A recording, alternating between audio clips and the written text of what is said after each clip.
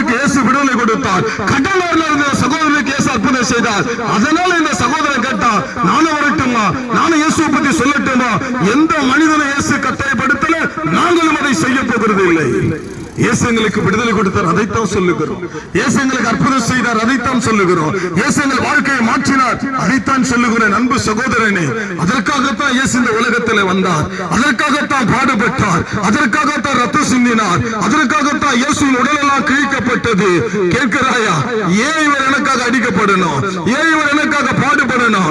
ஏன் இவர் எனக்காக கஷ்டப்படணும்? என் அன்பு சகோதரனே, ஒரு வேதனை வரும்போது, ஒரு பாடு வரும்போது, ஒரு துன்பம் வரும்போது நாம் என்ன கேட்கிறோம்? என் வேதனை யாருக்கு தெரியும்? என் போராட்டம் யாருக்கு தெரியும்? என் கவலை யாருக்கு தெரியும்? நான் உனக்கு சொல்லுகிறேன், கவலைப்பட்ட இயேசுவுக்கு தெரியும். சிலுவை தூக்கி கொண்டு நடந்தாரு, சிலுவையில போராடினாரு.